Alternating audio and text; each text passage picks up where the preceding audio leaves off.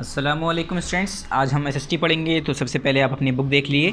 आपकी बुक का नाम है सोशल प्लानिट, क्लास 7 की आपकी एसएसटी की बुक है। चैप्टर स्टार्ट करने से पहले आप सभी को हम इसका कंटेंट ओपन करके सिलेबस बता देते हैं। तो जल्दी से इसका कंटेंट ओपन करिए और यहाँ देखिए हमने ऑलरेडी इसका PA2 का चैप्टर कंप्लीट करा चुके हैं। उसके बाद हमने आपका फिर एनुअल का भी स्टार्ट किया था। तो हमने बताया था कि एनुअल का क्या क्या सिलेबस है, ठीक है। तो हमने हिस्ट्री में बताया था आपको एनुअल में 2 चैप्टर कौन कौन से बताए थे, chapter number 8, chapter number 10। Chapter number 9 हमने कट करवा दिया था। चैप्टर नंबर 8 हमने फिर उसके बाद कंप्लीट करवाया था पार्ट नंबर 12 और 13 में, ठीक है। इसका एक चैप्टर बचा है, चैप्टर नंबर 10। फिर आ जाते हैं ज्योग्राफी में। ज्योग्राफी में हमने आपको 2 चैप्टर बताए थे, कौन कौन से, चैप्टर नंबर 18 और चैप्टर नंबर 20, ठीक है। तो chapter number 18 life in tropical and सब ट्रॉपिकल रीजन्स, ये हमारा पार्ट नंबर 10 में कंप्लीट हो चुका है। और चैप्टर नंबर 19 हमने ये कट करवा दिया था। अब हमारा इसमें एक बाकी रह गया, चैप्टर नंबर 20, ठीक है। फिर नेक्स्ट आ जाते हैं आज सिविक्स पे, जो हम आज पढ़ने वाले हैं। सिविक्स में देखिए चैप्टर नंबर 27 और चैप्टर नंबर 28, 2 चैप्टर हैं इसके अंदर, ठीक है। कितने चैप्टर हैं इसके अंदर? भी 2 चैप्टर हैं, जिसमें आज हम पढ़ेंगे चैप्टर नंबर 27। क्या नाम है इसका? Gender inequality. अब देखो यहाँ पर पार्ट नंबर 8 और 9 है, तो यहाँ पर क्या होना चाहिए? यहाँ पर पार्ट नंबर 10 होना चाहिए, ठीक है। ये वाला हमारा पार्ट नंबर 10 से स्टार्ट होगा। पेज नंबर 174 पर है। सबसे पहले हम पेज नंबर 174 पर पहुँचेंगे और चैप्टर स्टार्ट कर देंगे, ठीक है। चैप्टर का नाम क्या है? Gender inequality. चैप्टर नंबर 7 है वैसे देखा जाए तो, 1 2 3 4 5 6 7, ठीक है। चलिए 174, पेज नंबर 174 ओपन कर लिए। स्टार्ट करते हैं चैप्टर।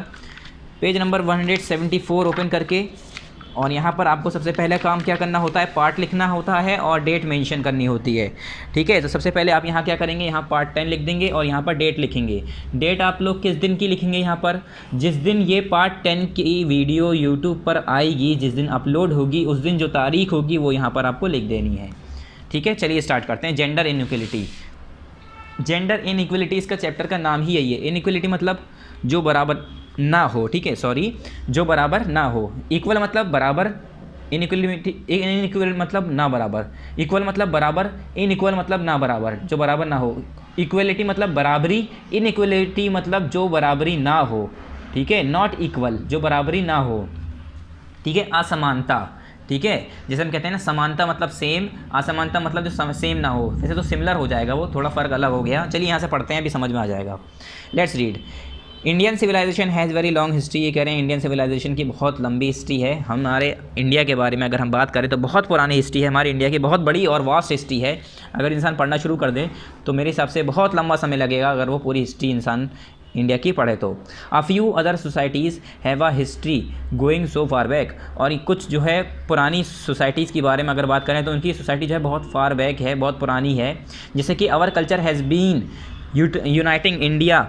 क्या? आवर कल्चर हैज़ बीन, यहाँ पर देखिए आवर कल्चर हैज़ बीन, यहाँ से our culture has been uniting Indians for a very long time. ये कह रहे हैं हमारा कल्चर जो है वो इंडियंस को, सारे इंडियंस को आपस में काफ़ी लंबे समय से, काफ़ी लंबे सिरे से क्या कर रहा है? यूनाइट कर रहा है, एक कर रहा है। India also has a very large territory. जैसे कि हम सभी को पता है इंडिया की बहुत बड़ी और लार्ज टेरिटरी भी है। It has a collection of almost all kinds of climates and geographical factors.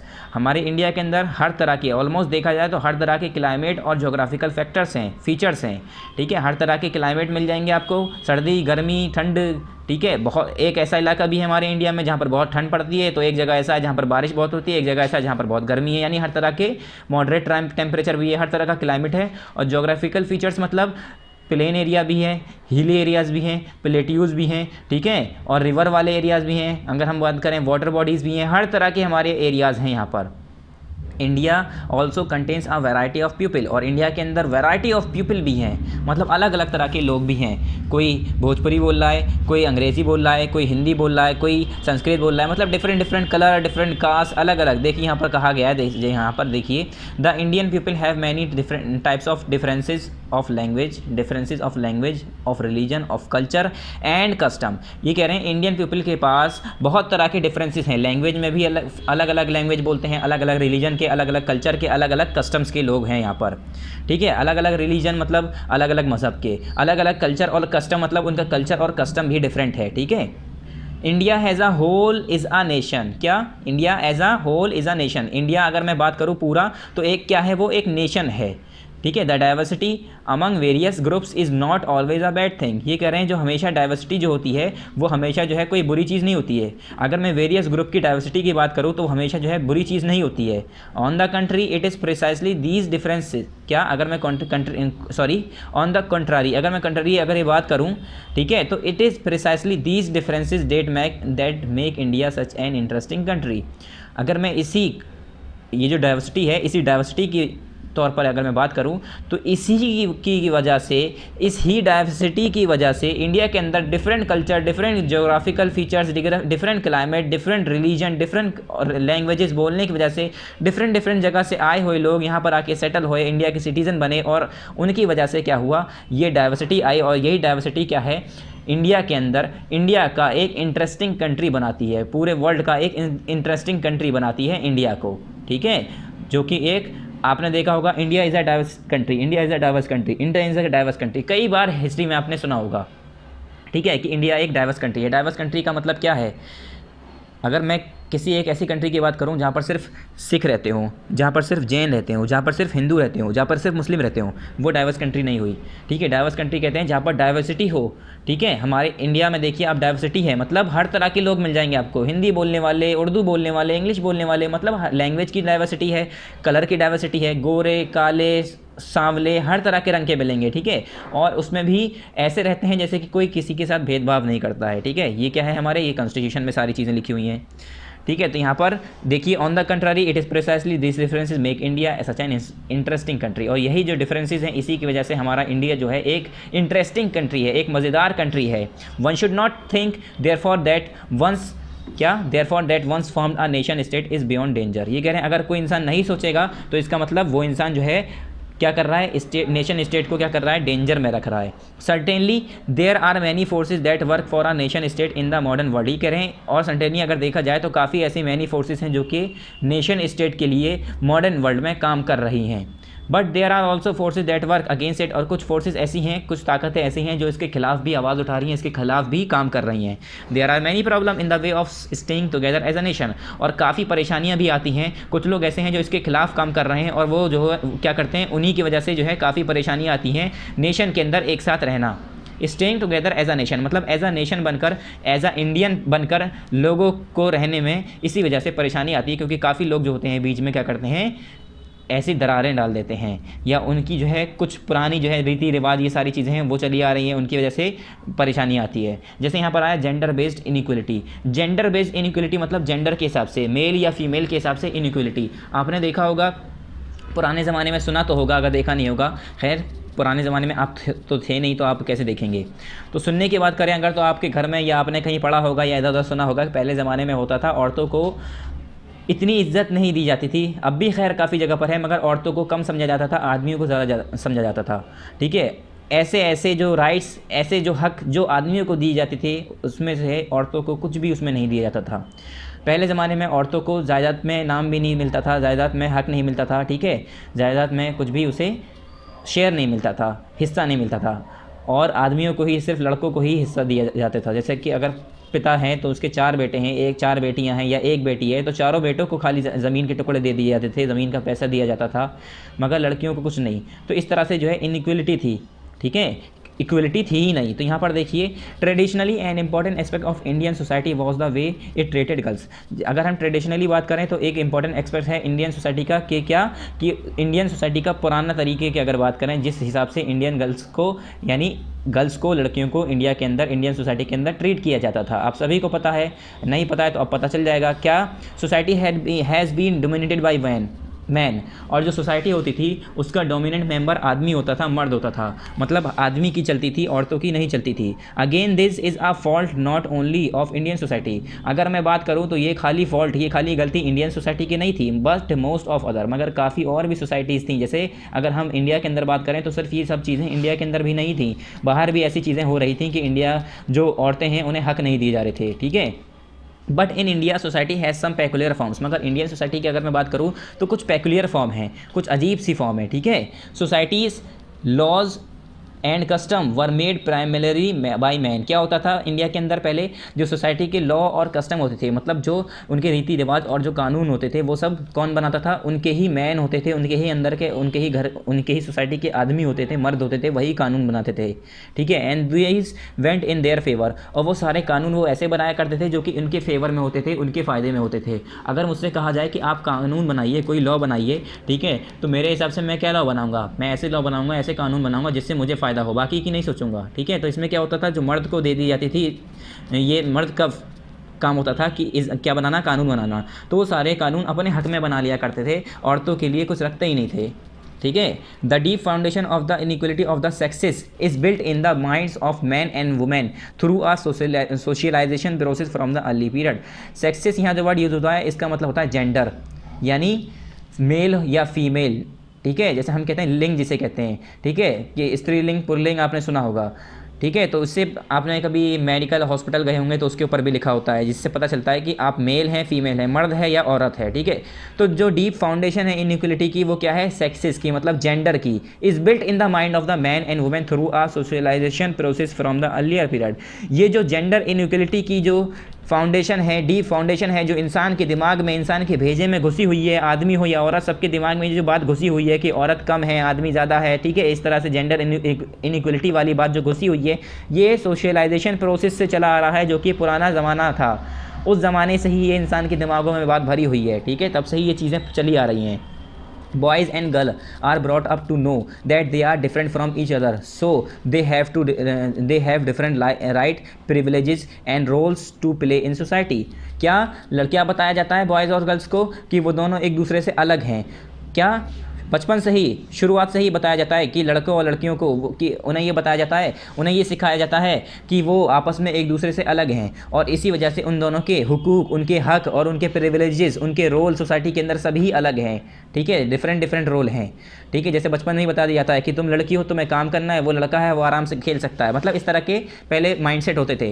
When a distinction is made between males and females and unequal treatment is meted out to boys and girls in different fields, it is called gender inequality. ये कह रहे हैं जब इस तरह के distinction बनते हैं किसके बीच में? मेल्स और फीमेल्स के बीच में, और अनइक्वल ट्रीटमेंट जो है बनाए जाते हैं इस तरह से बॉयज़ और गर्ल्स के बीच में, तो डिफरेंट फील्ड्स में, तो इसे हम कहते हैं जेंडर इनइक्वलिटी, ठीक है। अब देखो वहीं पर सारे लड़कों को जो है सारे हक दिए जा रहे हैं, सारी फैसिलिटीज़ प्रोवाइड कर रहे हैं, वो बाहर जाके खेल रहा है, बाहर घूम रहा है, ऐशो आराम से रह रहा है, मगर लड़कियों को घर में है, उन्हें सारे हक नहीं दिए जा रहे, ठीक है। जो लड़कियों को चीज़ नहीं, लड़कों को चीज़ दी जा रही है, लड़कियों को नहीं दी जा रही, इस तरह के बहुत सारी चीज़ें होती थी और अब भी कई जगह पर होता है। तो इसे ही हम कहते हैं जेंडर इनइक्वलिटी, मतलब सिर्फ क्या होना, जेंडर के बेस पर बराबरी ना करना, मतलब जेंडर के बेस पर एक दूसरे को अनइक्वल बता देना, तो इसे हम कहते हैं जेंडर इनइक्वलिटी। जेंडर मतलब मेल या फीमेल, ठीक है। All through the ages women on the basis of gender have always been discriminated in almost all the societies of the world. ये कह रहे हैं अगर मैं हर ज़माने की बात करूँ तो वुमेन जो है, जो औरतें हैं, उन्हें जेंडर के बेसिस पर डिस्क्रिमिनेट किया जाता है हर सोसाइटी में। वर्ल्ड के किसी भी सोसाइटी की अगर मैं बात करूँ, सिर्फ इंडिया की बात नहीं कर रहा मैं, वर्ल्ड की किसी भी सोसाइटी की बात करूँ, तो हर जगह पर वुमेन को उनके जेंडर के बेसिस पर, कि वो औरतें हैं, कि वो मर्द नहीं हैं, वो औरतें हैं, इस बेसिस पर क्या है, उन्हें हर जगह पर डिस्क्रिमिनेट किया जाता है, ठीक है। Sexual differences is biological but gender difference is sociological.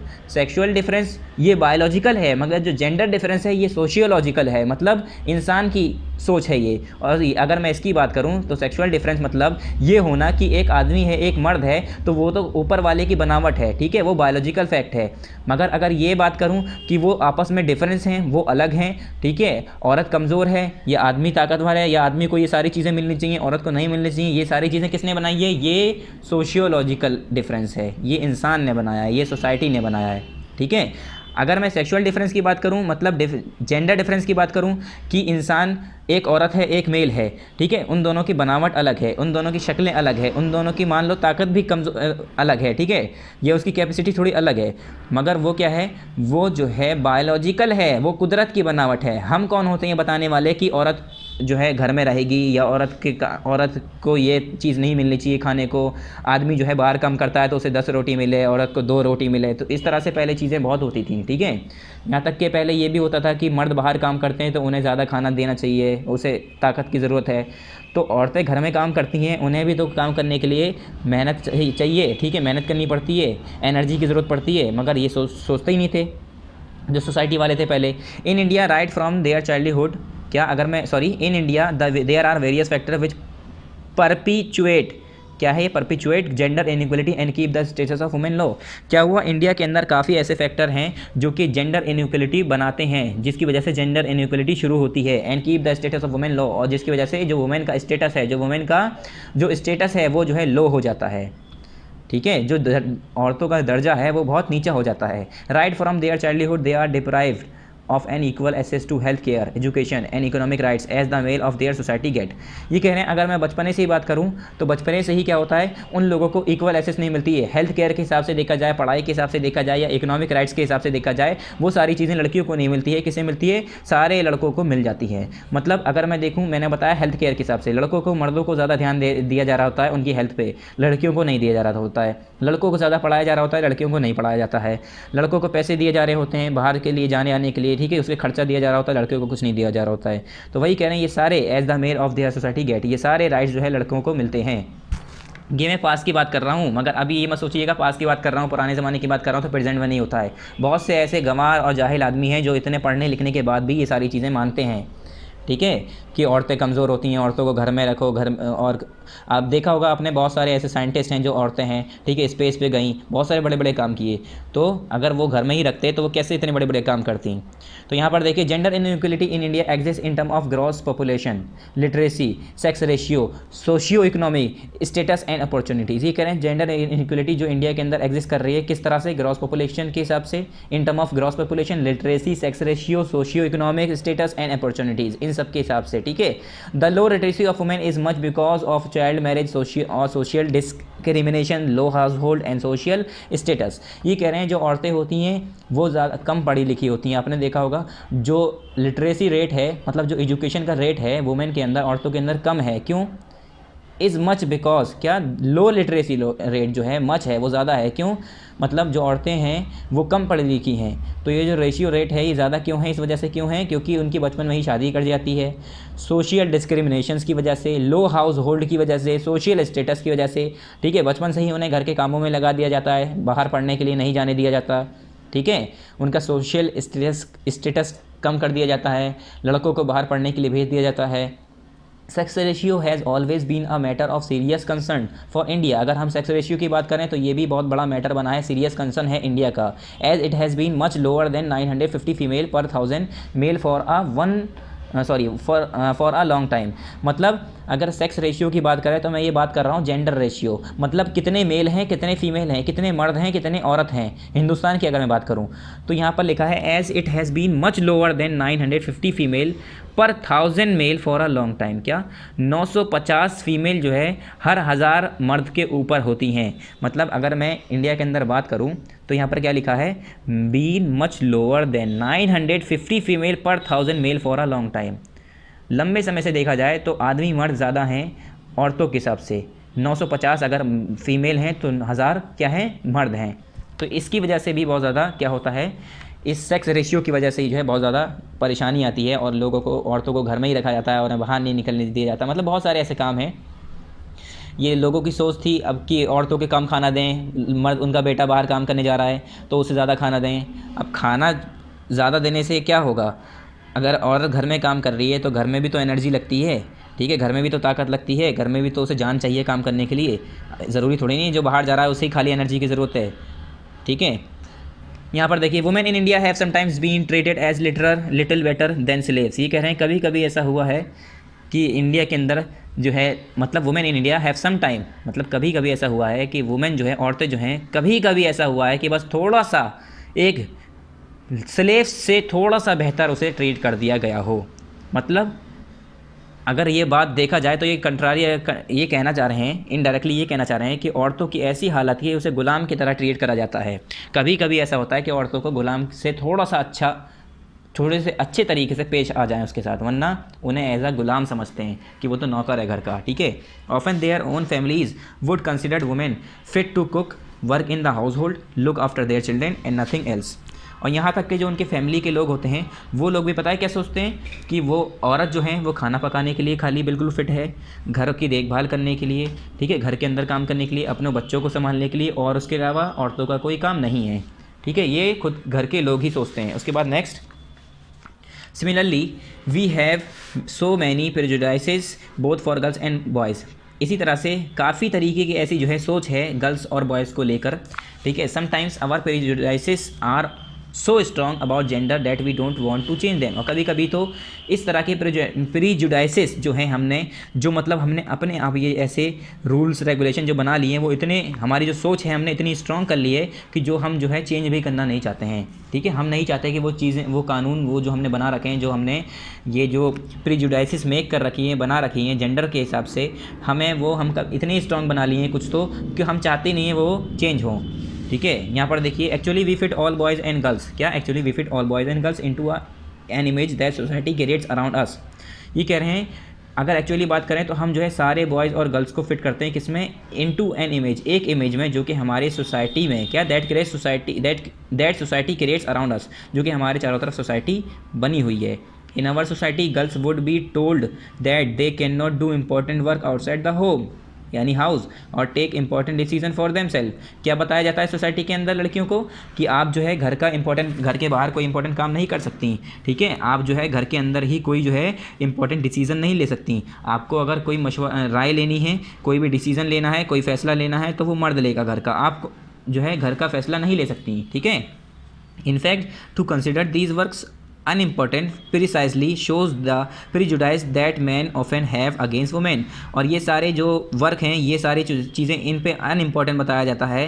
Precisely shows that the prejudice that man often have against women. और ये सारी चीज़ें क्या शो की जाती हैं कि जो वुमेन है, जो मैन है, वो क्या है, अगेंस्ट है। क्या है, मैन जो है, man prejudice that man often have against women, कि जो मर्द हैं वो वुमेन के अगेंस्ट हैं, ठीक है। इस तरह से बना दिए जाते हैं कि मर्द जो है औरतों के खिलाफ़ हो जाते हैं पूरे, और औरतें बाहर नहीं निकलती। और यहाँ तक कि ये कि औरतों को जो है सिर्फ घर में चुपचाप काम करना होता है, वो कोई राय नहीं दे सकती, कोई मशवरा नहीं दे सकती, ठीक है। सिर्फ मर्दों को हक है, मर्द बताएंगे कौन घर में क्या होगा, घर में कब क्या होना है, ठीक है, क्या सामान बनेगा, क्या बकेगा, कितना पकेगा, मतलब सारे फैसले घर के मर्द ही लेंगे। If it also not true to say that women do not work out of the home. ये कह रहे हैं if it also not true, ये भी बिल्कुल सच नहीं है कि अगर हम ये कहें कि औरतें जो हैं घर के बाहर काम नहीं करती।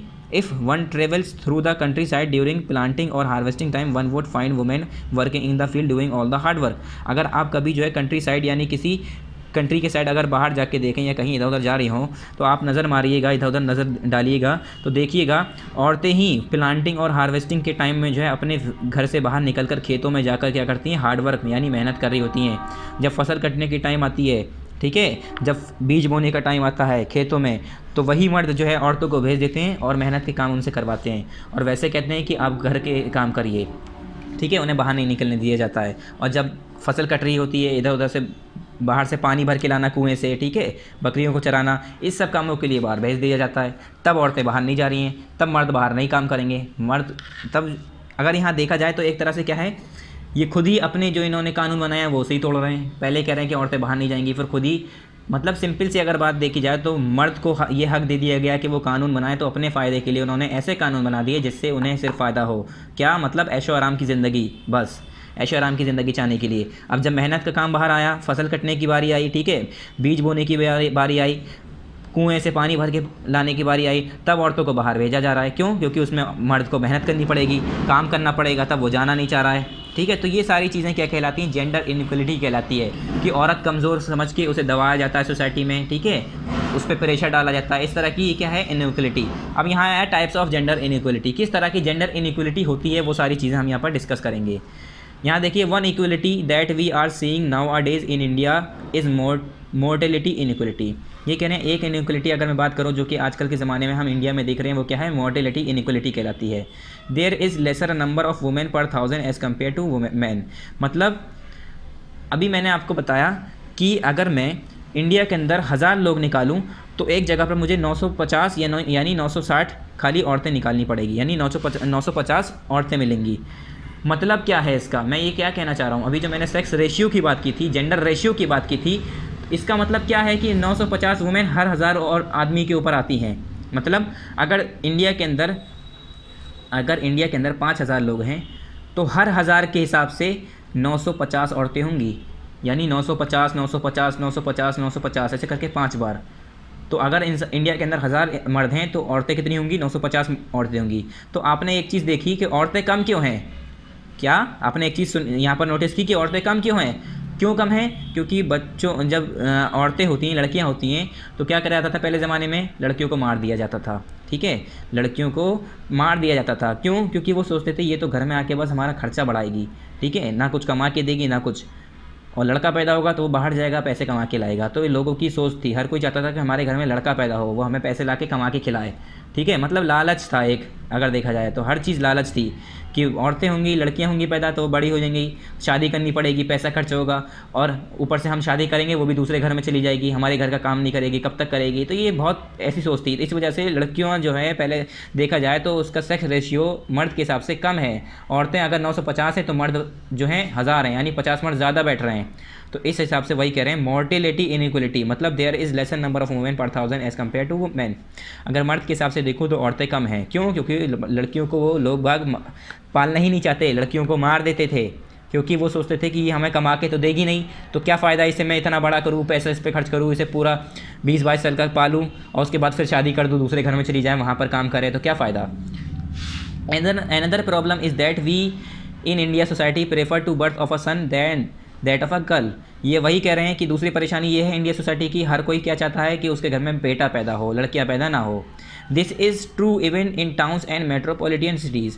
और यहाँ तक कि ये खाली गांव में नहीं होता है, लोग बाग सोचते हो कि गांव में होता हो, ठीक है, यहाँ तक कि ये टाउन में मेट्रोपॉलिटन सिटीज़ में भी होता है। मेट्रोपॉलिटन सिटीज़ मतलब दिल्ली, कोलकाता, चेन्नई वाले इलाकों में भी होता है, जो इतने एजुकेटेड और हाईली डेवलप्ड सिटीज़ हो गए हैं। ठीक है, Indian people always considered son as an asset because of number of reason such as. ये कह रहे हैं इंडियन पीपल जो है लड़कों को जो है क्या मानते हैं कि वही उनका जो है लड़का ही पैदा होना चाहिए। ठीक है, लड़कों को ही क्या मानते हैं? खुश होते हैं उसके पैदा होने से। ठीक है, एज एन एसेट मानते हैं उसे। क्यों? उसके रीज़न यहाँ पर है। पहला reason, son continues the family lineage, कि लड़का पैदा होगा तो उनके ख़ानदान को आगे बढ़ाएगा, उनके फैमिली लाइनेज को आगे बढ़ाएगा। ठीक है, यानी उनका वंश आगे चलेगा। उसके बाद दूसरा, he will earn for the family, और वो उनके फैमिली के लिए, उनके परिवार के लिए पैसा कमा के लाएगा। ठीक है, दूसरा चीज़ ये हो गया। He will look after the parents, और यहाँ और तीसरा क्या है कि वो अपने माँ बाप की क्या करेगा? देखभाल करेगा। तो क्या लड़कियाँ नहीं कर सकती देखभाल, या लड़कियां जो है पैसा नहीं कमा सकती? हर चीज़ कर सकती हैं, मगर इन लोगों की सोच थी ये। ठीक है, as we already know people preferred boys in place of girls. जैसे कि हम सभी को पता है कि लोग बाग जो है लड़के चाहते हैं लड़कियों की जगह पर, लोग बाग चाहते हैं कि हमें लड़का पैदा हो। ठीक है, वो खूब कमा के ला के घर में दे। Boys are left free while girls are made to do क्या है ये? Household work. मतलब सिंपल सी बात ये कहना चाह रहे हैं कि लड़के फ्री होते हैं, उन्हें लड़कों को फ्री छोड़ दिया जाता है, और लड़कियों को घर में रखा जाता है। किस लिए? To do household work, कि घर के काम करें। जैसे यहाँ पर आपको 2 पिक्चर दिखाई जा रही हैं, ये दोनों ही बच्चे बराबर हैं। ठीक है, मगर लड़की क्या कर रही है? लड़की कर रही है घर में खाना पकाना। ठीक है, वो रोटी पकाती हुई दिख रही है आपको, यहाँ पर कुकिंग करती हुई दिख रही है। मगर लड़का क्या कर रहा है? इसी के बराबर का लड़का है, वो फुटबॉल खेल रहा है। मतलब अब पिक्चर ये दोनों कहाँ से ली गई हैं, रियल है क्या है? सिंपल ये बताना आपको ये चाह रहे हैं कि लड़कों को पूरी छूट दे दी जाती है, आज़ादी मिलती है, मगर लड़कियों को बचपन से ही घर में जो है काम करने पर लगा दिया जाता है कि तुम बाहर मत जाओ, तुम बाहर मत खेलो, खेलना कूदना तुम्हारे लिए नहीं है, तुम काम करने के लिए बनी हो। ठीक है, in many of the families even today we spend a lot of the education of boys. ये कह रहे हैं अगर हम आजकल के ज़माने की बात करें तो काफ़ी फैमिली में ऐसा होता है, अभी भी वो लोग क्या करते हैं, ज़्यादातर पैसा, ज़्यादातर सारी चीज़ें अपनी जो है लड़कों पर देते हैं कि वो लोग पढ़ लें। ठीक है, लड़कियों पर अब पढ़ा भी रहे हैं तो 10वीं तक पढ़ाया, 5वीं तक पढ़ाया, 6ठी करवा दी, 7वीं करा दी, बस नाम के लिए पढ़ा दिया, और सारी जो मेहनत लगाई जा रही है वो लड़के के ऊपर, चाहे वो पढ़ना चाह रहा हो चाहे नहीं, मगर उसे मार के पीट के, ठीक है, धक्का देकर उसे स्कूल तक छोड़ के आएंगे कि हमारा लड़का है, कामयाब होगा, यही कमा के देगा, ऐसे पढ़ाओ। लड़की अगर पढ़ना भी चाह रही है तो उसे नहीं पढ़ाते। ठीक है, a deliberate attempt is made to save money as far as girls are concern. अगर मैं लड़कियों के हिसाब से हम बात करें तो पूरे तरीके से ऐसा अटेम्प्ट किया जाता है कि लड़कियों के उस मामले में पैसा बचाते हैं वो लोग। ठीक है, we celebrate the birth of a boy child while kill an unborn girl child. और क्या करते हैं, अगर कोई लड़का पैदा होता है तो उसके लिए खुशियाँ मनाती हैं, दावतें होती हैं, डेगे चढ़ती हैं। ठीक है, और सेलिब्रेट करते हैं। अगर लड़कियों की बात करें तो वो पैदा होने से पहले ही उन्हें मार दिया जाता है। ठीक है, unfortunately killing of a girl child are on the rise even in 21st century. अगर मैं अनफॉर्चुनेटली बात करूं तो 21 सेंचुरी में भी अगर हम बात करें तो लड़कियों की किलिंग करना, यानी लड़कियों को मार देना, ठीक है, क्यों कि लड़कियां जो है कमा के नहीं देंगी। ठीक है, बहुत सारे ऐसी रीज़न है, लोगों की सोच है। तो ये सोचकर लड़कियों को मार देना ये जो है 21st सेंचुरी में बिल्कुल ही और बढ़ गया है, ठीक है। 21st सेंचुरी में बिल्कुल बढ़ गया है, अपनी राइज पर है, मतलब बहुत ज़्यादा लड़कियों को किलिंग करना ये हद तक हो गया है, पहले जितना था उससे भी ज़्यादा हो गया है। There are some economic aspects of gender inequality such as, कुछ इकोनॉमिक एस्पेक्ट्स हैं जेंडर इनइक्वलिटी के, जैसे यहाँ पर देखिए, पहला women are less paid than man. Gender inequality के हिसाब से अगर मैं बात करूँ तो हर जगह, घर में ही नहीं हर जगह उसके साथ इनइक्वलिटी होती है, उसके साथ डिस्क्रिमिनेशन होता है। देखा जाए तो आपने देखा होगा, अगर कोई औरत जो है सेम कंपनी में काम कर रही है और मर्द भी वहीं काम कर रहा है, तो उस औरत को उस आदमी से पैसे कम दिए जाएंगे, चाहे दोनों की पोस्ट सेम हो। क्यों? क्योंकि वो औरत है, मजबूरन वो कर रही है, ठीक है। लोग बाग सोचते हैं अरे ये तो औरत है, इसे क्या मैं 30,000 दूँ, ठीक है, इसे तो 15 में ही दे देता हूँ, 15 में ही कर लेगी। एक सोच बना रखी ये औरत है, ये इसे 15 देने चाहिए पैसे, उसी जगह पर दूसरा मर्द काम करने आया तो उसे 20 दे रहे हैं, तो ये क्या है, काम तो बराबर कर रहे हैं ना। Women are less paid than man, तो क्या होता है, औरतों को कम पैसे दिए जाते हैं आदमियों के हिसाब से, अगर कहीं वो काम करती है, कहीं वो जॉब करती हैं, ठीक है। It is hard for women to enter commercial, economic and social spheres, और जितने भी कमर्शियल, इकोनॉमिक और सोशल स्फेयर्स हैं उसके अंदर औरतों को एंटर ही नहीं होने दिया जाता है, ठीक है। पहले क्या होता था, पहले औरतें जो है पॉलिटिशियन नहीं बन सकती थी, पहले औरतें कहीं बाहर जाके जॉब नहीं कर सकती थी, अगर जाती भी थी तो उन्हें ये कह के हटा दिया जाता था, निकाल दिया जाता था कि तुम तो औरत हो, तुम क्या करोगी, ठीक है, मर्द बाहर का काम करते हैं। तो शुरुआत में बहुत ज़्यादा परेशानी भी हुई थी औरतों को। अब तो आपने देखा होगा बहुत सारी औरतें टीचर हैं, डॉक्टर हैं, ठीक है, इंजीनियर हैं, बहुत बड़े बड़े काम किए, साइंटिस्ट हैं, अलग अलग जगह पर, नासा में, इसरो में, बहुत जगह पर काम कर रहे हैं। तीसरा क्या था, तीसरा एस्पेक्ट क्या है कि women are not given any share in the property, कि औरतों को जो है प्रॉपर्टी में, यानी जो जायदाद होती थी उसके अंदर कोई हक नहीं दिया जाता था, ठीक है। Women live at the mercy of their families, और जो औरतें होती थी वो फैमिलीज़ के मर्सीज़ में, उनके रहम पर रहती थी बस, ठीक है। Women face many handicap at work place, और वर्क प्लेस पर काफ़ी जो है वुमेन जो है हैंडीकैप वाली सिचुएशन जो है फील करती थी, मतलब फेसेस करी हैं उन्होंने, परेशानियाँ झेली हैं।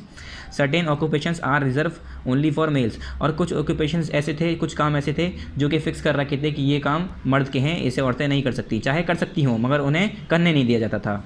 उसके बाद many social and economic practices treat the girl as unequal to the boy in a marriage also, यहाँ तक कि काफ़ी सोशल और इकोनॉमिक प्रैक्टिसेस ऐसी होती थी जो कि औरतों को, यानी लड़कियों को लड़कों के हिसाब से अनइक्वल माना जाता था मैरिज में भी, यानी शादियों में भी। यहाँ पर देखिए मैन इन ऑटोमोबाइल, यहाँ पर एक दिखाया आपको कि एक आदमी जो है ऑटोमोबाइल्स की कंपनी में काम कर रहा है, तो ऐसा नहीं है कि सिर्फ आदमी ही कर सकता है, वो औरत भी काम कर सकती है, मगर कुछ पर्टिकुलर जगह बना दी जाती है कि यहाँ तो आदमियों का ही काम है, ठीक है। अब यहाँ देखिए factors responsible for gender inequality, gender inequality क्यों आई, किस वजह से आई, इसके कारण क्या बना, क्या रीज़न क्या था, ठीक है। Many factor are responsible for gender inequality, ये कह रहे हैं काफ़ी फैक्टर ऐसे रिस्पॉन्सिबल हैं जेंडर इनइक्वलिटी के। When we buy clothes for girls we choose pink, light green और sky blue colour, but for boys we choose colour like blue, black, grey etcetera. ये कह रहे हैं, अब देखिए जब हम किसी लड़की के लिए कपड़े खरीदते हैं तो हम पिंक कलर ढूंढते हैं, लाइट ग्रीन ढूंढते हैं, स्काई ब्लू ढूंढते हैं, मगर लड़के के लिए ढूंढते हैं तो हम ब्लू कलर ढूंढेंगे, ब्लैक ढूंढेंगे, ग्रे ढूंढेंगे, मतलब डार्क कलर एक्सेट्रा।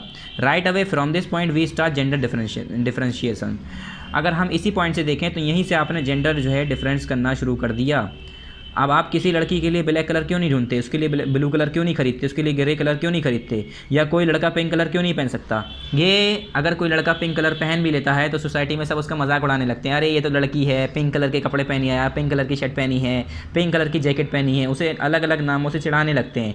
तो लोगों की सोच ही तो है ये, अगर लड़की है तो वही लड़की ही पहन सकती है pink colour.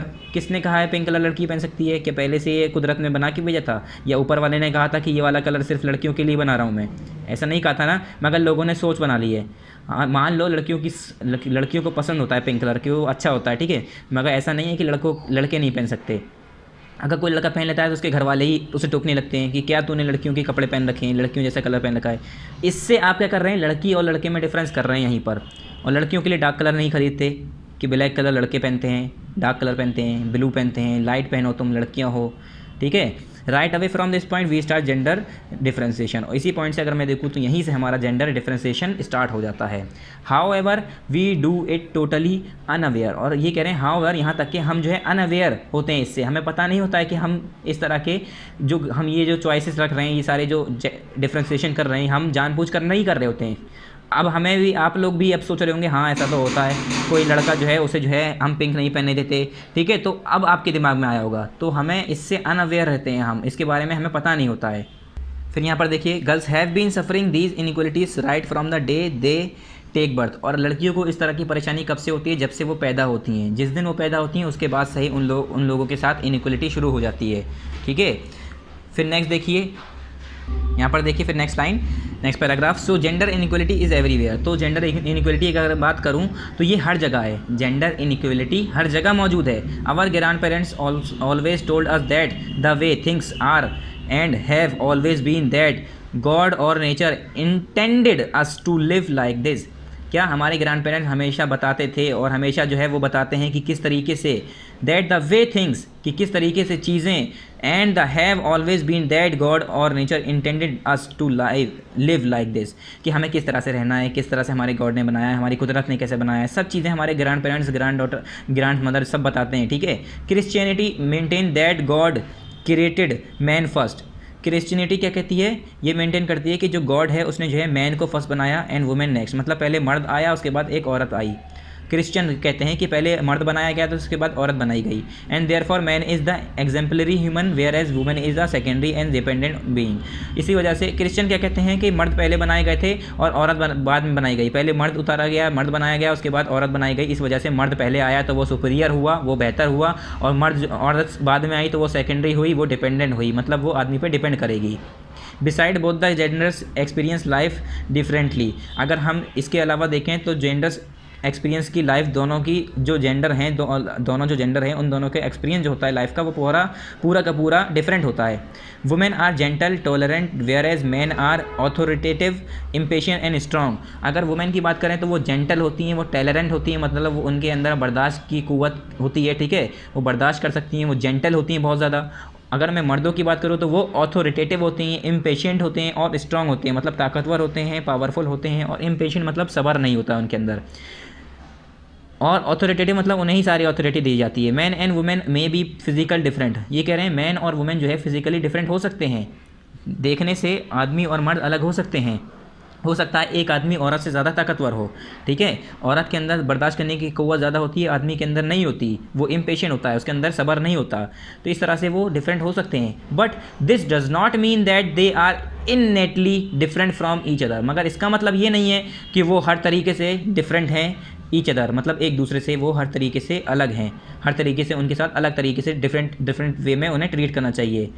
But it is the society which has decided that man and women possess different trait and attributes and work accordingly. मगर ये क्या है? ये सोसाइटी है जिसने ये डिसाइड किया है कि जो आदमी और औरत हैं वो डिफरेंट ट्रेट्स, उनके डिफरेंट रास्ते हैं, डिफरेंट एट्रीब्यूट्स हैं, डिफरेंट वर्क हैं, उनके अकॉर्डिंगली जो लोगों ने बना दिए गए हैं कि एक औरत का काम ये है, मर्द का काम ये है, बाहर का काम और आदमियों का, घर का काम औरतों का। उसके बाद भी तुम कुएँ में पानी भरने के लिए भेज रहे हो, उसके बाद भी फसल काटने के लिए खेतों में भेज रहे हो।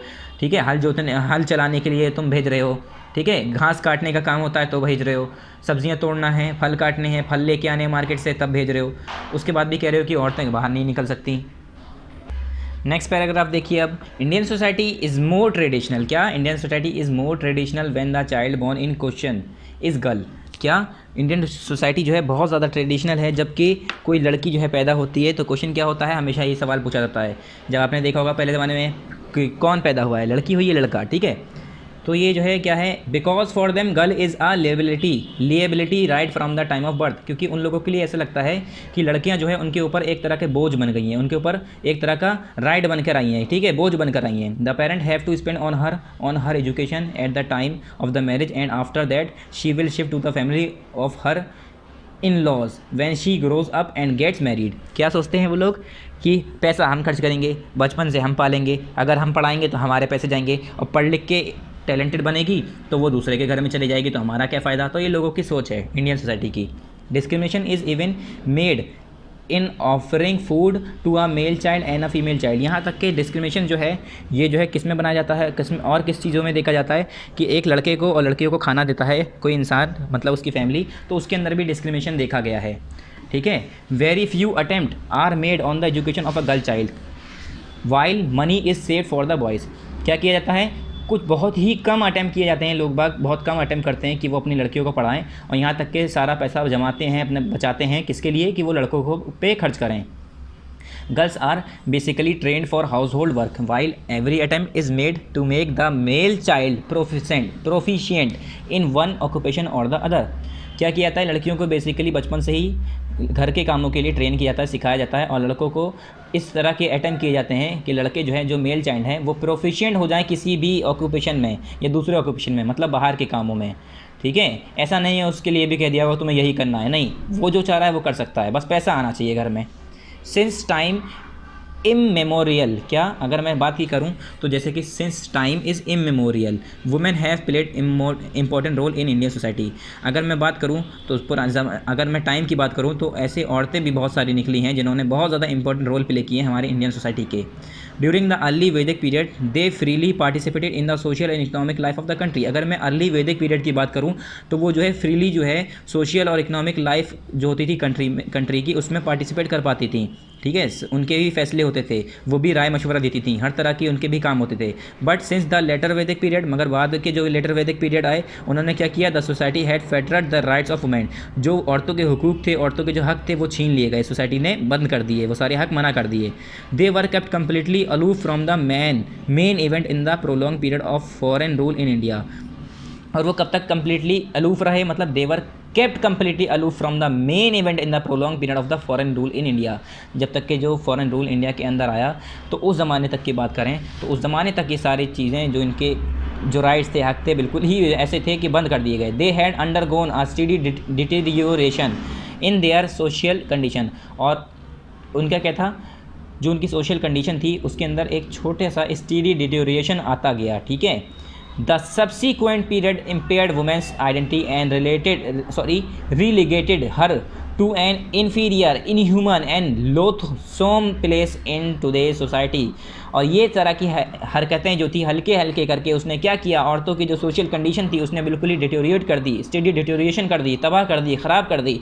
और subsequently period impaired women's identity, और हल्के हल्के करके ऐसे करके जब समय बीतता गया तो औरतों की आइडेंटिटी, जो औरतों की पहचान थी, वो बिल्कुल ही खो गई, मतलब इम्पेयर कर दी, उससे बिल्कुल ही छीन ली गई। And relegated her to an inferior, उन्हें ऐसा दिखाया जाता है कि वो इन्फीरियर है, वो कमज़ोर है, वो इनह्यूमन है, वो लोथसोम है place and loathsome place in today society, और बिल्कुल ही निचले हिस्से में है, सोसाइटी के सबसे कमज़ोर हिस्सा है वो। ठीक है, मर्द ही ताकतवर हैं, बहुत सारे ऐसी चीज़ें बना दी गई। Right of women were usurped, she was deprive of education and freedom. और जो औरतों के हक थे वो छीन लिए गए, दबा दिए गए, नहीं दिए जाते, उन्हें जो है एजुकेशन और फ्रीडम के मामले में डिप्राइव किया जाता है, दबाया जाता है। ठीक है, वो आज़ादी नहीं है जितनी कि लड़कों को आज़ादी होती है। उसके बाद नेक्स्ट देखिए, she was kept in wheel. ठीक है, उन्हें जो है मतलब बंद करके एक कैद करके एक तरह से रखा जाता है। Even today when a girl is born, यहाँ तक कि अगर मैं आज की बात करूँ, अगर कोई लड़की पैदा होती है, it brings ill fate and anguish for the family. ऐसा लगता है कि लड़कों जो फैमिली है उनके ऊपर बोझ आ गया। ठीक है, इल फेट, उनके ऊपर कोई जो है ऐसा लगता है कि उनके ऊपर जो है बुरी बला आ गई हो। ठीक है, या उनके ऊपर कोई बोझ आ गया हो जिसे उन्हें अब संभालना है। She is abhorred and kept in the haze of ignorance, और उसे जो क्या करा जाता है, उसे जो है इग्नोर किया जाता है। ठीक है, इग्नोरेंस में रखा जाता है हमेशा से, उसे जो है हमेशा से जो है इल ट्रीट किया जाता है। Her innocence is kept under parental subjugation, और उसकी जो इनोसेंस है उसे जो है पेरेंटल सब्जुगेशन के अंदर रखा जाता है। Her adolescence is ravenously stared at and her youthful beauty is duly gifted to her husband. और उसकी जो एडोलसेंस है उसके रेवेन्यूसली स्टेयर्ड, हमेशा उस पर नज़र होती है, और उसकी जो यूथफुल ब्यूटी होती है, उसकी जो खूबसूरती होती है, वो खाली बस मर्दों के लिए, उसके हस्बैंड के लिए गिफ्ट होता है। The impeccable and dutiful wife is tormented, और जो इम्पेकेबल और जो ड्यूटीफुल वाइफ होती है वो कैसी होती है, उसे टॉर्मेंटेड किया जाता है। Either because of not bringing a comely dowry और for not be a getting a son. मतलब अगर मैं किसी भी वाइफ की बात करूं, अगर किसी की, पहले तो औरतों को मार दिया जाता है बचपन में। अगर कोई औरत है भी, बची भी है, तो उसकी शादी होती है तो उसे इसलिए मारा जाता है, उसे पीटा जाता है कि वो जहेज़ लेके नहीं आई, जिसे आप दहेज कहते हैं। ठीक है, वो जहेज़ लेके नहीं आई, लड़का पैदा नहीं हुआ, लड़की पैदा हुई तो उसे मारा जा रहा है। ठीक है, उसके बाद increase cases of female infanticides and foeticide reveal the psyche of the Indian society. Which hates the frail daughter and likes the brave sons. क्या ये जो इंक्रीज केसेस हैं कि जो फीमेल हैं उन्हें इन्फेंटिसाइड और फीटिसाइड कर दिया जाता है, किस लिए? जो इंडियन सोसाइटी है वो किस वजह से ऐसा कर दिया जाता है? इन्फेंटिसाइड और फीटिसाइड किस वजह से करा जाता है औरतों को? इस वजह से कि जो वो लड़का पैदा नहीं हुआ, वो चाहते हैं कि फ्रेल डॉटर ना आए घर में, ब्रेव लड़का आए, बहादुर लड़का आए, ठीक है। The sordid talks of bride burning. क्या आपने कई बार सुना होगा कि bride burning that find regular appearance in our dailies narrate how the innocent and charming bride is burn alive by her in laws. आपने कई बार सुना होगा कि औरतों को जो बहू थी, जो ब्राइड थी, जो दुल्हन थी, उसके कई बार ऐसे केसेस सुने होंगे कि उसके मर्द ने, उसके ससुर ने, उसके सास ने, उसकी देवरानी ने या उसके घर वालों ने क्या किया? उसे जला दिया। तो ऐसा क्यों करते हैं वो लोग? या तो फिर उसके माँ बाप ने पैसा कम दिया होता है, या उसके माँ बाप ने जहेज़ कम दिया होता है, या जहेज़ देने के बावजूद उनकी और डिमांड होती है, वो और पैसा मांग रहे होते हैं, और जहेज़ मांग रहे होते हैं, ठीक है। इस वजह से उससे क्या किया जाता है? उसके घर वाले उसे जला देते हैं। पहले आपने कई बार ऐसे केसेस सुने होंगे कि मिट्टी का तेल डाल के एक औरत के ससुराल वालों ने उसे जला दिया। क्यों? क्योंकि उसके घर वाले जहेज़ नहीं दे पाए थे, या उसके घर वालों ने बाइक मांगी थी तो बाइक नहीं दे पाए। तो इस तरह के ये सारी चीज़ें गंवारपना होता था पहले के ज़माने में बहुत ज़्यादा, ठीक है। एक साइकिल बाइक के चक्कर में पूरी औरतों को मार दिया, ठीक है। अगर लड़का पैदा हुआ है तो मार दिया। अब वो तो कुदरत की बात है, कुदरत ऊपर वाला क्या देता है, ठीक है। लड़का हो, बॉय पैदा हो या गर्ल पैदा हो। In the words of Mahatma Gandhi, अगर महात्मा गांधी के लफ्ज़ों में बात करें, I admit no distinction between man and women except those that has been made by nature and can be seen with human eyes. ये कह रहे हैं मैं उन सारी चीज़ों को बताता हूँ, उन सारी चीज़ों को यकीन करता हूँ कि आदमी और औरतों में कोई फ़र्क नहीं है, बस उन सारी चीज़ों में फ़र्क है जो कि कुदरत ने खुद बनाया है, जो कुदरत ने खुद फ़र्क रखा है, वो तो खैर है ही, मैं भी उस पर भरोसा करता हूँ और वो रहेगा। मतलब गांधी जी ने ये कहा कि मैं उन सारी चीज़ों पर भरोसा करता हूँ कि औरतें और आदमियों में कोई फ़र्क नहीं है, बस फ़र्क क्या है कि जो कुदरत ने उनकी बनावट में रखा है, जो एक इंसान उसे देखने में पता चल जाता है कि ये औरत है, ये आदमी है, बस फ़र्क इतना है कि देख कर हम बता सकते हैं कि आदमी है, ये औरत है। बस फ़र्क इतना है कि कुदरत ने उन दोनों को अलग बनाया है, उनका जिस्म अलग है, उनके बाल में डिफरेंस है, उनकी आवाज़ में फ़र्क है, उनकी ताकत में फ़र्क है, ठीक है। ये कुदरत की बात है।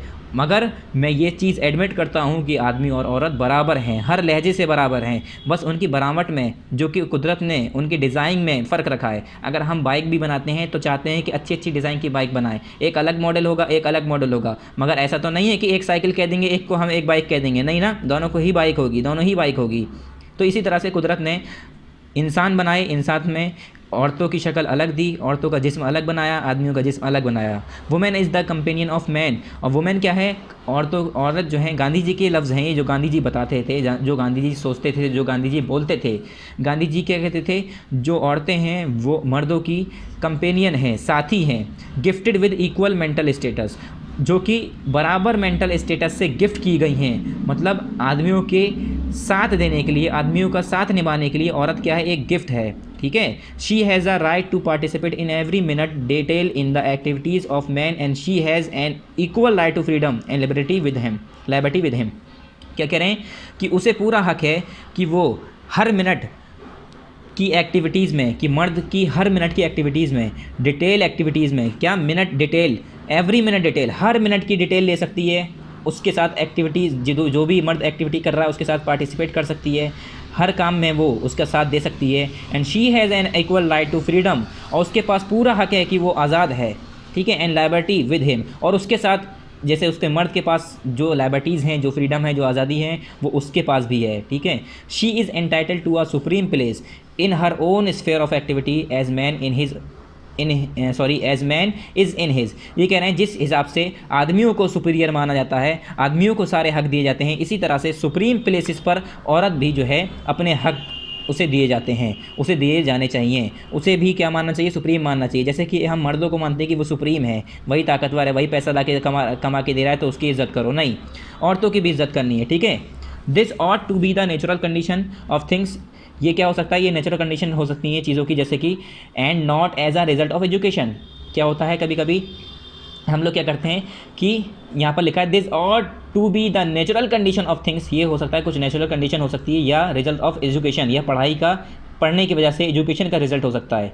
By sheer force of a vicious custom जैसे कि शेयर फोर्स हैं, कुछ विशियस कस्टम्स हैं, कुछ पहले से कस्टम्स बना दिए गए, उसी हिसाब से चले जा रहे हैं। Even the most ignorant and worthless man have been enjoying a superiority over women. ये कह रहे हैं जो ये इस तरह के बेकार के जो कस्टम्स और ट्रेडिशंस और रूल बना दिए गए थे, उसके हिसाब से जो मोस्ट इग्नोरेंट आदमी है और जो वर्थलेस मैन है, मतलब जो नाकारा आदमी भी अगर एक ऐसा है, अगर हम इस तरह के कानून चलाएंगे तो उसमें एक नाकारा आदमी भी होगा, तो वो उसे जो है औरत के ऊपर सुपीरियरिटी इन्जॉय करने को मिल जाती है। आपने देखा होगा एक शराबी भी आके अपनी वाइफ को मार रहा होता है, यहाँ तक कि वो शराबी है, वो बहुत बेकार आदमी है, ठीक है, शराब पी के आया है, सोसाइटी में शोर कर रहा है, हल्ला कर रहा है, सबके सामने अपनी वाइफ को मार रहा है। क्यों मार रहा है?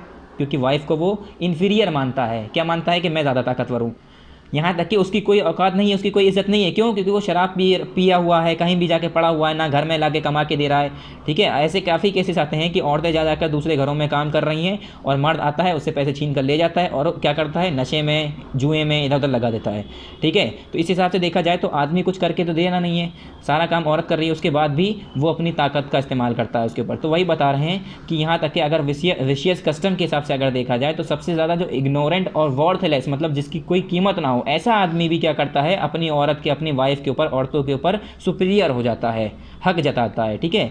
Which they do not deserve and ought not to have, जो कि उसे डिज़र्व नहीं करता, वो डिज़र्व नहीं करता और उसके साथ वो चीज़ें नहीं होनी चाहिए, मतलब वो सारी चीज़ें उसे नहीं मिलनी चाहिए और उसके बावजूद वो क्या करता है? वो सारे सुपीरियरिटी इन्जॉय करता है। Many of our movement stops halfway because of the condition of our women. ये कह रहे हैं हमारे काफ़ी ऐसे मूवमेंट होते हैं जो कि आधे में ही रुक जाते हैं। क्यों? हमारी औरतों की कंडीशंस की वजह से। आपने कई जगह देखा होगा, हम काफ़ी ऐसे काम करने वाले होते हैं। अब ये बताइए, आप कोई ऐसा काम कर रहे हैं जिसमें औरतों की मदद चाहिए, आप औरतों की मदद ले रहे हैं तो वो मदद नहीं कर पाई। क्यों? क्योंकि आपने कभी सिखाया नहीं, ठीक है। अब यह आपने देखा होगा बहुत सी ऐसी औरतें हैं जो इतने बड़े बड़े काम करके बैठी हैं जो कि मर्द नहीं कर सकता, ठीक है। तो वो क्यों करे उन्होंने? वो आप तो कह रहे हैं कि है ही नहीं, इक्वल नहीं है, मगर करे ना। तो इस वजह से यहाँ पर आप देखिए, टुडे देयर इज़ यूनिवर्सल सेंससेस, कुछ यूनिवर्सल सेंससेस हैं, कंसेंसस है, मतलब जो देखा गया है on the need for empowerment of women, जिसकी क्या है? On the need of empowerment of women, की जो है औरतों की एम्पावरमेंट का जो ज़रूरत है, क्या है? But discrimination continuous in various field like. ये कह रहे हैं काफ़ी ऐसे काम अभी भी करे जा रहे हैं कि औरतें जो हैं जिससे ताकतवर बने, औरतें जो हैं उभर कर सामने आएँ, मगर काफ़ी ऐसे डिस्क्रिमिनेशन हैं जो अभी भी फील्ड में की जा रहे हैं। पहला क्या है? अब ये बता रहे हैं किस वजह से औरतों को डिस्क्रिमिनेट किया जाता है। पहला डाउरी सिस्टम, कि उसे जहेज़ के ऊपर मारा जाता है, पीटा जाता है। चाइल्ड मैरिज, मतलब बचपन में ही उसकी शादी कर देना। Neglect of female child and education, लड़कियां पैदा ना हो, लड़कियां नहीं पालना है, लड़कियां पैदा नहीं करना है और एजुकेशन नहीं देनी है, मतलब लड़कियां पढ़ेंगी नहीं। फीमेल इन्फेंटिसाइड कर देना, ठीक है। Low status of women in society के अंदर वुमेन का लो स्टेटस होना। No permission for widow marriage, अगर कोई औरत, उसका हस्बैंड मर गया है तो उसकी दोबारा शादी करना, वो इजाज़त नहीं देना। डेनियल ऑफ मेडिकल असिस्टेंस में डिनाई होना, ठीक है। No rights to inherit property में कोई हक ना देना, मतलब जायदाद में कोई हिस्सा ना देना। No equal partnership in politics and decision making, किसी भी पॉलिटिक्स या डिसीजन मेकिंग, यानी कोई डिसीजन बनाना है, कोई राय लेनी है, कोई मशवरा लेना है, उसमें कोई औरत हिस्सा नहीं लेगी। ये सारी चीज़ें करी जाती हैं, इस तरह की डिस्क्रिमिनेशन औरतों के साथ की जाती है। अब यहाँ पर देखिए, daughter is still a curse in Indian society. अगर मैं इंडियन सोसाइटी के ऊपर बात करूँ तो इंडियन सोसाइटी को ऐसा लगता है कि लड़कियाँ जो है उनके ऊपर क्या है? एक बद्दुआ है, कर्स है, ठीक है। She is still regarded as a burden both on the family and the society. अगर बात की जाए तो अभी भी ऐसा लगता है कि औरत आदमी जो है, मतलब सोसाइटी है या फैमिली है, जो जिसकी फैमिली में जो लड़कियां हैं जो पैदा हुई हैं या जो लड़कियां पाल रहे हैं, वो उन्हें ऐसा लगता है कि वो हमारे ऊपर बर्डन है, यानी बोझ हैं। ड्यू टू वन और द अदर इविल, अगर मैं इन सारे इविल्स और एक या एक से ज़्यादा जितने भी इविल्स हैं, many daughters of poor families had to remain unmarried और commit suicide to relieve the agony of their parents. क्या होता है? इस तरह के जो शैतान वाले जो काम हैं कि औरतों को पहले तो तुमने पढ़ाया नहीं, इस काबिल नहीं बनाया, ठीक है, कि वो आगे जाके कुछ काम कर सकें। उसके बाद फिर क्या करते हैं? उन्हीं के पेरेंट्स क्या करते हैं? उन्हें ताने देते हैं, ठीक है, ताने देते हैं, जिसकी वजह से कि अरे घर में आ गई, कहीं शादी नहीं हो रही है, कोई अच्छा लड़का नहीं मिल रहा है, या हमारे घर में बैठकर बस खा रही है, कुछ करना नहीं है, कमाना धमाना है नहीं। यहाँ तक कि वो बहुत सारे काम करती है, पूरा काम वही करती है लड़की, ठीक है। उसके बाद क्या होता है? वो लड़कियाँ जो हैं अपने घर में घर वालों के ताने सुन के इधर उधर, उनकी शादी नहीं होती, जैसे वो अनमैरिड रहती हैं, जैसे कोई गरीब फैमिली की लड़की है, उसकी शादी नहीं हो रही है, तो वो क्या करती हैं? सुसाइड कर लेती हैं, आत्महत्या कर लेती हैं। किस वजह से? क्योंकि उनके जो घर वाले होते हैं उसके तानों से बचने के चक्कर में वो जाके सुसाइड कर लेती हैं। Many baby girls die medically unattended, मतलब काफ़ी जो बेबी गर्ल्स होती हैं उन्हें जो है मेडिकली मार दिया जाता है। Even after marriage a women generally occupies सब ऑर्डिनेट पोजिशन, यहाँ तक कि शादी के बाद भी जो औरतों को सब ऑर्डिनेट पोजिशन दी जाती है।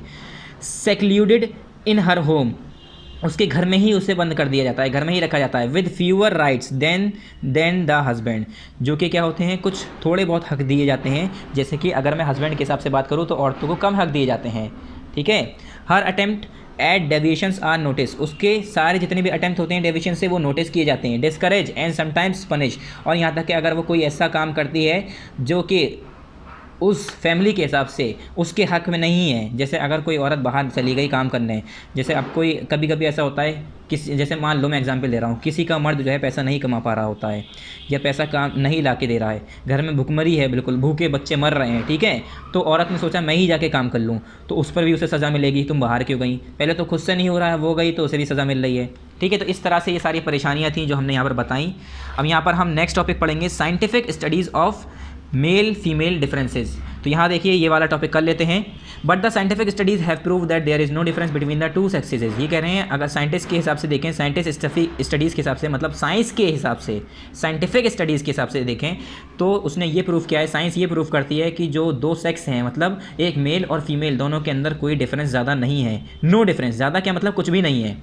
There is also no physiological difference between the two, और फिजिकोलॉजिकल डिफरेंस भी नहीं है, बस उनके जिस्म की बनावट में थोड़ा बहुत फ़र्क है ना।